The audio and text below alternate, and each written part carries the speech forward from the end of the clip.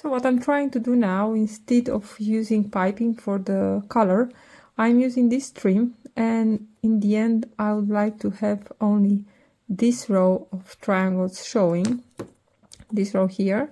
So basically it's the same method that I'll use with piping.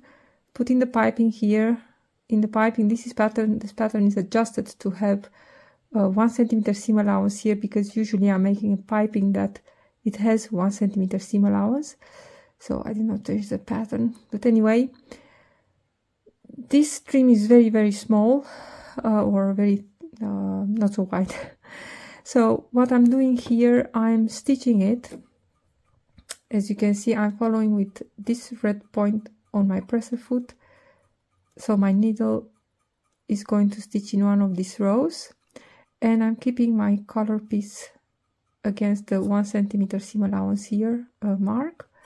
And another trick, I'm using a different color than the back of my fabric, an interface in this case, only to have it easier when I'm going to attach the other piece of the color that I'm going to stitch exactly into this line.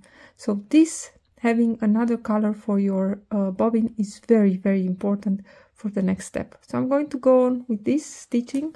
It's really hard to stitch when I have the phone in my face here, but basically I'm just putting this one here and going actually very slow, because I don't want to mess this up. The next step is going to be very easy, because of this one is already very precisely sewn, and the different color of the bobbin here is going to be very easy.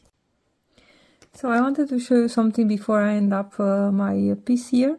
Of course, it will be really easy actually to mark your stitching line here and then put this one exactly on the stitching line, but again, I did not do that. I'm just going really slowly, keeping this one on 1 centimeter and this one exactly in the middle of the needle. But I wanted to show you here that, you know, in the corner you need to have just a little bit also with piping. You put your piping like this and snip the edge here in order to make it lay flat.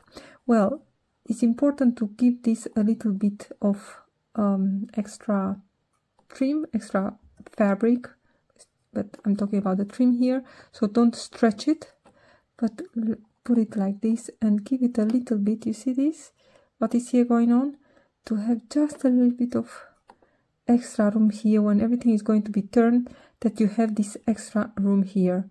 Of course it needs to lay flat, but creating this extra little here is going to help a lot when you're going to turn these corners.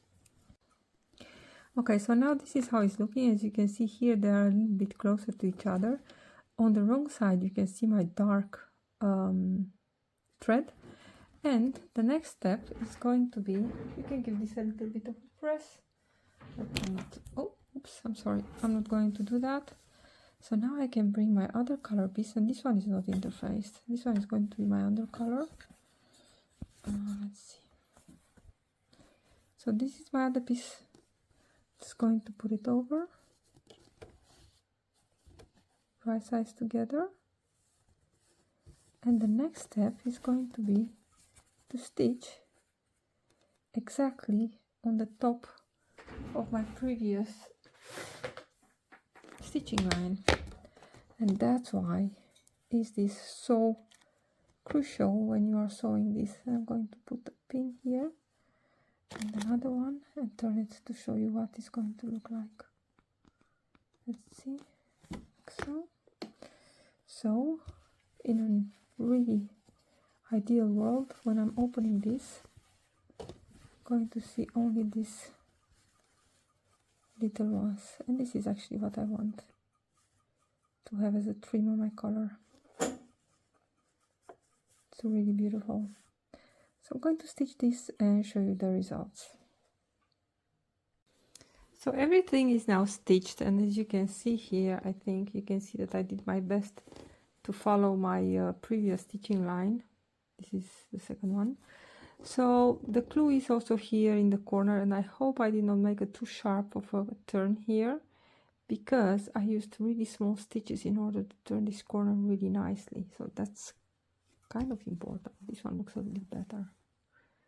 So now I'm going to trim my seam line, seam allowance, or the seam allowance to about 6 millimeters. And then when I'm going to turn this, I think I'm going also to top stitch a little bit. This one is going to look really, really pretty. So this is what I have now. I think it's looking really, really pretty. Here you can see my 2 corners of my collar piece. This is going to be really, really, really pretty.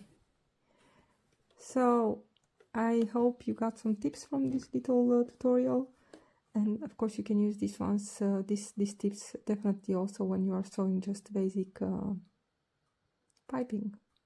Happy sewing, everyone!